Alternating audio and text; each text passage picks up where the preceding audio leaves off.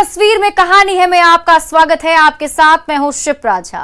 सारण में गंगा नदी की मंझधार में देखते ही देखते बालू से लदी नाव जल समाधि ले चुकी है। हालांकि मुसाफिरों ने समय रहते नाव से छलांग मार दी, वरना एक बड़ा हादसा हो सकता था।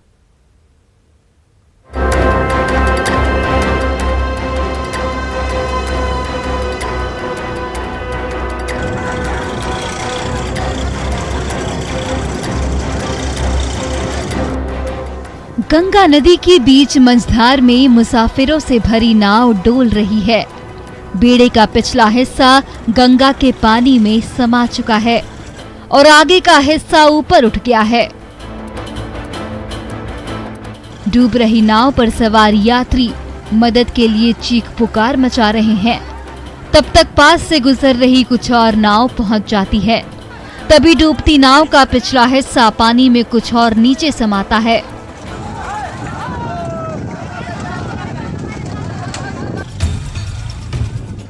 खतरा भांपते ही पिछले हिस्से में मदद का इंतजार कर रहे एक के बाद एक दो मुसाफिर गंगा में छलांग लगाते हैं। तब तक वो हिस्सा पूरी तरह से गंगा में डूब जाता है।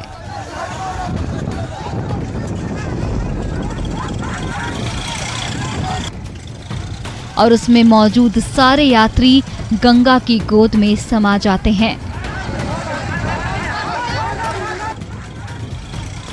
और फिर पानी में ऊपर उठा हुआ अगला हिस्सा भी धीरे धीरे गंगा की आगोश में समाने लगता है। ये देखिए, ये डूबी नाव।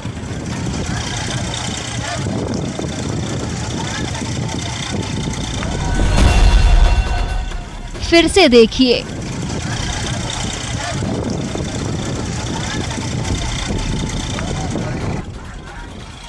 ऊपर उठा हुआ हिस्सा कुछ नीचे समाया, कुछ और नीचे समाया और फिर पूरी की पूरी नाव गंगा की कोख में विलीन हो गई। तो उसमें मौजूद यात्री एक एक कर नदी में छलांग लगाने लगे। ये नाव मनेर के 84 घाट से अवैध बालू लादकर सारण के महरौली घाट आ रही थी। तभी गंगा नदी के बीच मंझधार में नाव का निचला हिस्सा क्षतिग्रस्त हो गया और बालू के बोझ से भारी भरकम हो चुकी नाव धीरे धीरे नदी में समाने लगी और फिर पूरी की पूरी नाव ही गंगा की गोद में गायब हो गई।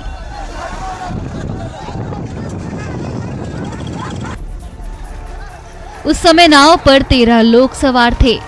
ये तो गनीमत थी कि संकट के समय मदद के लिए आसपास से कुछ और नाव गुजर रहे थे, जिनकी मदद से नाव पर सवार मुसाफिरों को बचा लिया गया, वरना बड़ा हादसा हो सकता था। संतोष गुप्ता, न्यूज़ 18 छपरा।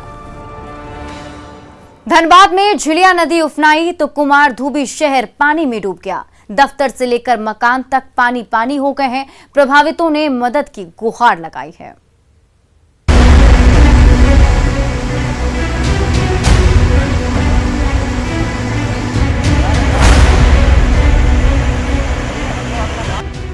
बारिश में उफनाई झिलिया नदी अचानक विकराल रूप में आ गई है और पूरा का पूरा कुमारधुबी शहर पानी में डूब गया है। क्या स्कूल और क्या घर, क्या मैदान और क्या मोहल्ला। झिलिया नदी ने कुमारधुबी शहर के किसी भी हिस्से को नहीं बख्शा है। हर तरफ जल प्रलय जैसे हालात हैं। बाहर गलियों में बाढ़ का पानी बह रहा है तो घर के अंदर एक एक कमरे पानी में डूबे हुए हैं।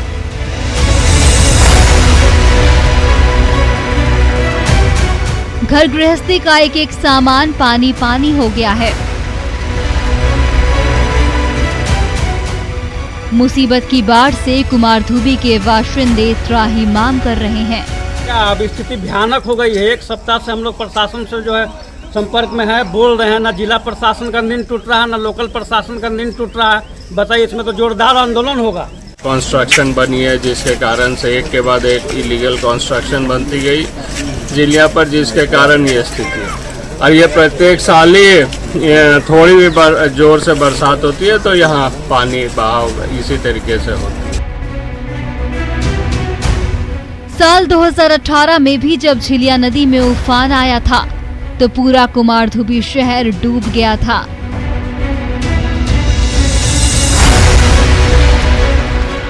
उस समय भी बाढ़ से बचाव को लेकर कई दावे किए गए थे, लेकिन महज 3 साल के अंदर बारिश में एक बार फिर झिलिया नदी की धारा कहर बरपा रही है।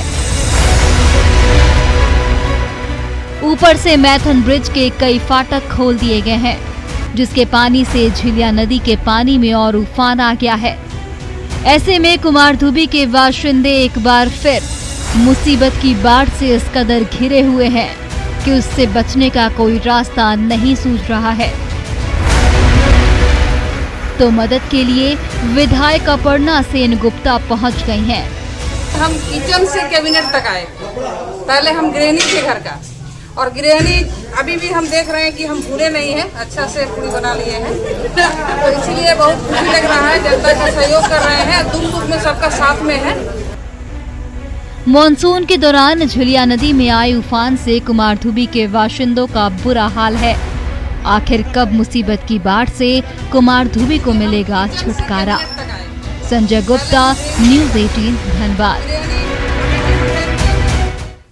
उत्पाद महकमे के नकेल कसते ही शातिर धंधेबाजों ने शराब तस्करी का नया रास्ता खोज निकाला। कटिहार में दूध के केन में शराब की बोतलें छिपाई गईं, तो अररिया में तहखाने के अंदर नशे का सामान मिला है।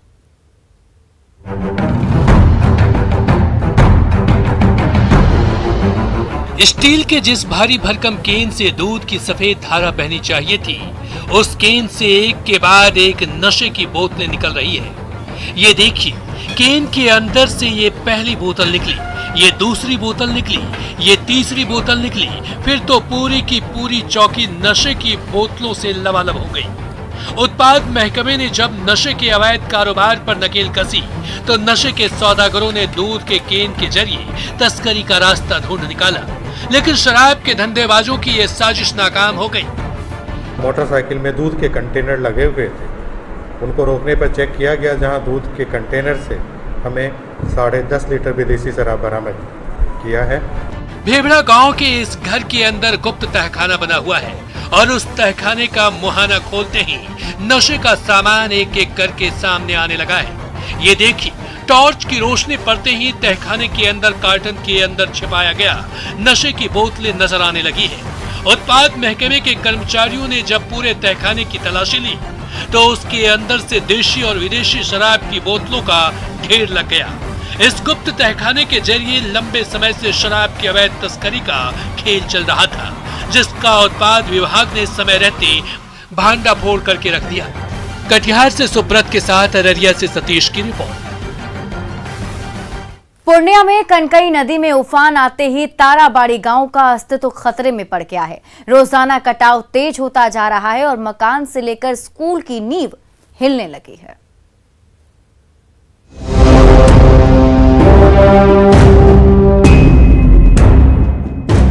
बारिश से पहले तक सिमटी सुखड़ी कनकई नदी बारिश शुरू होते ही अचानक विकराल रूप में आने लगी है। नदी का दायरा फैलकर ताराबाड़ी गांव तक पहुंच गया है और प्राथमिक स्कूल की इमारत कटाव की जद में आ गई है। कनकई नदी रोजाना दोनों किनारों से कई एकड़ जमीन काट रही है। आगे भी कटाव का दौर इसी तरह से जारी रहा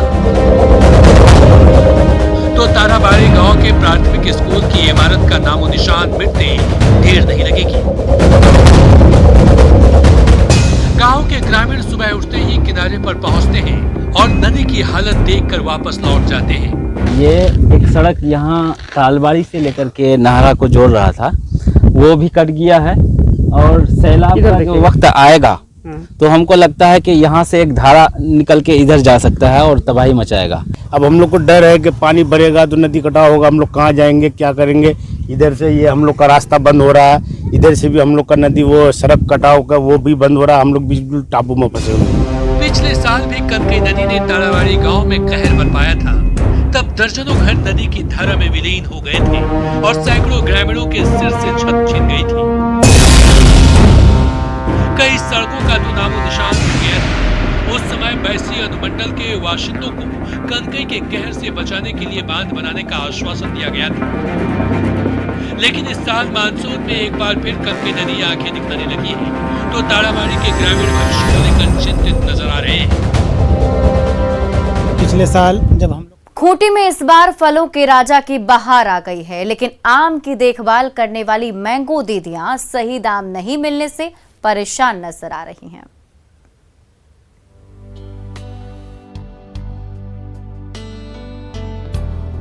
आम आम और बस आम ही आम।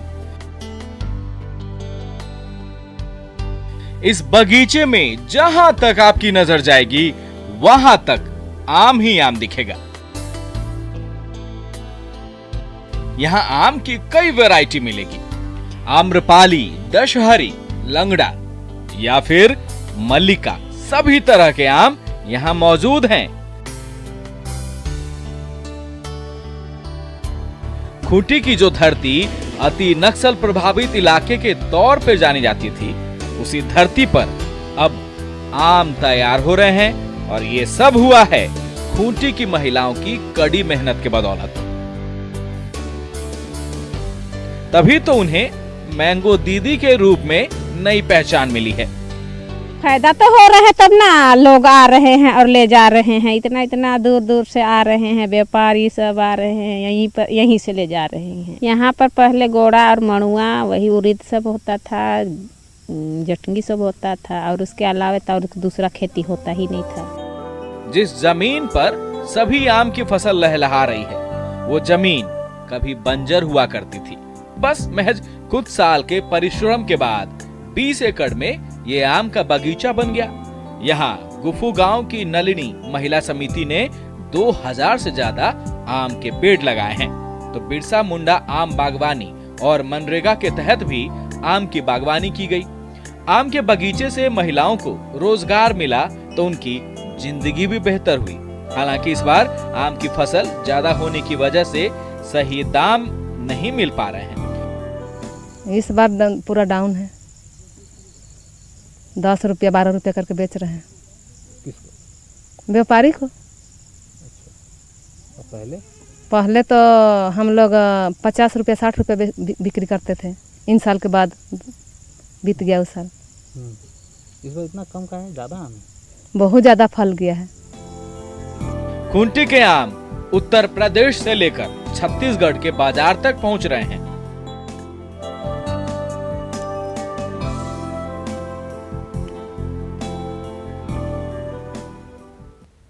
समस्तीपुर के तितारपुर गांव में खड़ा तार का विशालकाय पेड़ अपनी रूपरेखा के चलते हर किसी का ध्यान खींचता है, जिसे देखकर आप भी चौंक पड़ेंगे।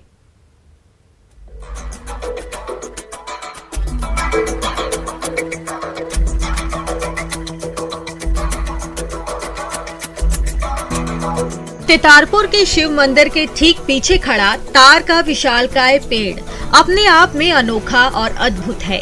जड़ों के ऊपर तने के पास ये पेड़ 2 हिस्सों में बढ़ जाता है और उसके ऊपर जैसे जैसे बढ़ते जाते हैं पेड़ की शाखाएं कई हिस्सों में फैलती जाती है। एक तने पर खड़े इस पेड़ के ऊपरी हिस्से में आज 27 से भी ज्यादा शाखाएं फैली हुई हैं, जिन पर घनी पत्तियां उगाई हैं, जो शिव मंदिर ही नहीं आसपास के बड़े इलाके को शीतल छांव तो देती ही है। कड़ी धूप में इधर से गुजरने वाले राहगीर भी थोड़ी देर के लिए इस विशालकाय पेड़ के नीचे बैठकर थोड़ी देर सुस्ताते हैं, फिर मंजिल की ओर आगे बढ़ते हैं। बड़े बड़े दूर को सब लोग आते हैं। इसका कुछ प्रभाव भी है, मंदिर का प्रभाव है। यहाँ जो कोई आते हैं उनको श्रद्धा से सब कुछ पूर्ति हो जाता है। भगवान का मंदिर भी है यहाँ पर, आप लोग के सामने में जो देख रहे हैं। कोलकाता के कंपनी बागान से साल 1948 में इस पेड़ का पौधा लाया गया था। देखते ही देखते ये पेड़ बड़ा हो गया और उसकी शाखाएं चारों तरफ फैलने लगी। कुछ दिनों में ही विशालकाय पेड़ की रूपरेखा की चर्चा चारों तरफ फैलने लगी। फिर तो इस पेड़ को देखने और सुनने के लिए दूर दराज से ग्रामीणों का तांता लगने लगा।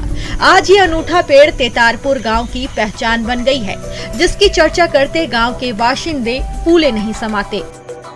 3 फल रोपे थे, जिसमें 2 सूख गया, 1 लगा है। एक पेड़ हुआ जिसका इतना कहानी देख रहे हैं। अच्छा। हाँ, तो यहाँ पर लोग दूर दूर से बहुत दूर से आते हैं देखने के लिए। हाँ, फोटो भी ले जाते हैं खींच के यहाँ से। आपने तार के पेड़ तो कई देखे होंगे, लेकिन तेतारपुर गांव में सालों से खड़ा तार का ये विशालकाय और अनूठा पेड़ अपने अनोखे रंग रूप और शाखाओं के जंजाल के चलते हर किसी का ध्यान अपनी ओर खींच रहा है। मुकेश कुमार, न्यूज़ 18, समस्तीपुर। बोकारो के किसान ने बेटी के सपने पूरे करने के लिए तरबूज के पौधों पर महीनों पसीना बहाया था, लेकिन आंधी तूफान ने ऐसा कहर मचाया कि फसल के साथ सपने भी चकनाचूर हो गए।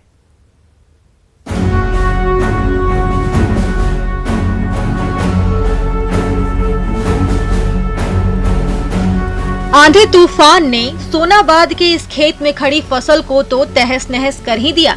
इस खेत में घंटों पसीना बहाने वाले किसान राजकिशोर महतो और उनकी बेटी निहारिका के सारे सपने भी चकनाचूर करके रख दिए। अब फसल के नाम पर यही तरबूज बच गए हैं, जो मौसम की मार से सड़ते जा रहे हैं। एयरक्राफ्ट मेंटेनेंस की पढ़ाई करने वाले राजकिशोर महतो को जब नौकरी नहीं मिली तो किसानी में हाथ आजमाया। 1.25 लाख रुपए कर्ज लेकर तरबूज की खेती की, महीनों मेहनत की, ताकि जब फसल तैयार हो तो उससे होने वाली आमदनी से वो अपनी बेटी को यूपीएससी की तैयारी कराने कोलकाता भेज सके। लेकिन न फसल बची और न सपने। और बेटी जो मेरी 96.6 लाई मैट्रिक में, और इंटर में इस साल तो परीक्षा हो नहीं रही है, तो उसको कोलकाता भेजना था, क्योंकि यूपीएससी की वो तैयारी कर रही है और करेगी, तो उसके लिए भी मेरा गड़बड़ हो जाएगा, भेज नहीं पाऊंगा मैं, और उसका भविष्य का मामला है। मेरा सपना था कि मैं आगे चलकर आईएएस की तैयारी करूं, लेकिन इस नुकसान के कारण हमारी आर्थिक स्थिति जर्जर हो गई है, जिसके कारण मेरी पढ़ाई में भी काफ़ी बाधाएं आ रही है। इंजीनियर किसान राजकिशोर महतो तो खुद पढ़ लिख कर कुछ नहीं बन पाए। सोचा था खुद न सही, बेटी के सपने तो पूरे करें। इसके लिए खेत में खूब पसीना बहाया। दिन रात मेहनत की बदौलत खेत में तरबूज की बम्पर पैदावार भी हुई, लेकिन मार्केट भेजने से पहले ऐन मौके पर आंधी तूफान ने ऐसा कहर बरपाया कि सपने तो टूट ही गए, खुद लाखों रुपए के कर्ज में दब गए। राजकिशोर महतो की ही तरह तरबूज उगाने वाले बोकारो के दूसरे किसान भी परेशान हैं। तरबूज हमारा खेत में जो लगा हुआ था बहुत सड़ चुका है, और उसमें हमारा बजट लगा 1,20,000 के लमसम। आंधी तूफान से बर्बाद बोकारो के पीड़ित किसान किससे फरियाद करें, कहां गुहार लगाएं? कुदरत ने ऐसा सिला दिया कि वो कहीं के नहीं रहे। सारे अरमान तो मिट्टी में मिल ही गए, कर्ज के बोझ से ऐसे दब गए कि उससे उबरना मुश्किल लग रहा है। मृत्युंजय, न्यूज़ 18, बोकारो। मुंगेर के होनहार लाल नादिर अयूबी ने बीपीएससी में परचम लहराकर कमाल कर दिखाया है। अल्पसंख्यक समाज भी इस प्रतिभावान सपूत की सफलता से गदगद नजर आ रहे हैं।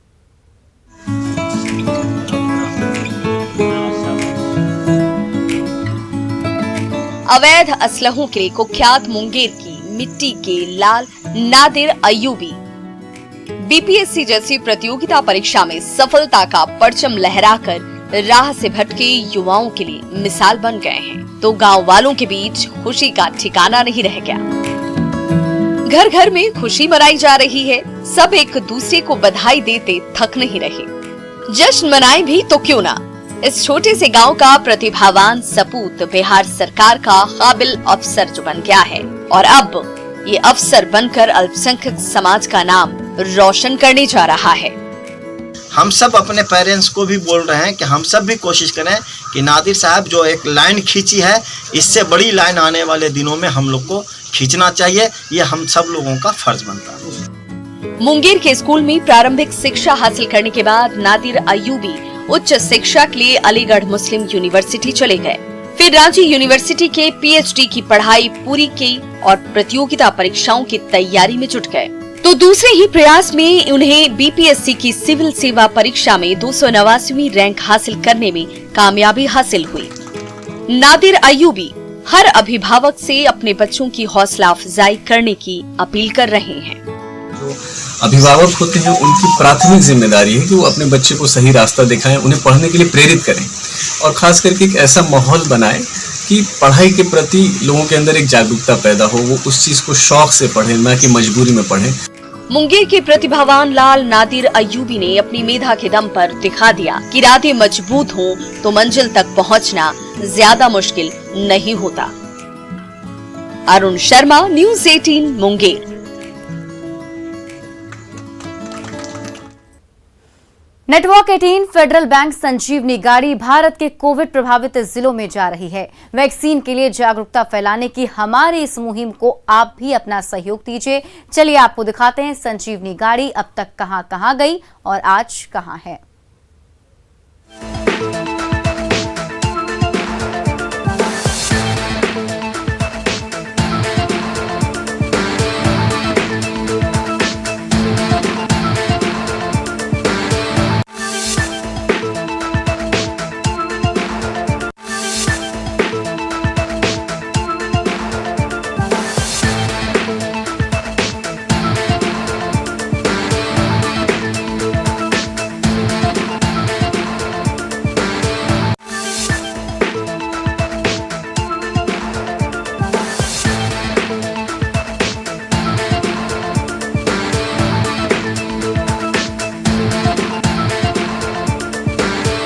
हर तस्वीर में कहानी है। मैं अभी के लिए बस इतना ही, लेकिन न्यूज़ 18 बिहार झारखंड पर खबरों का सिलसिला लगातार जारी है।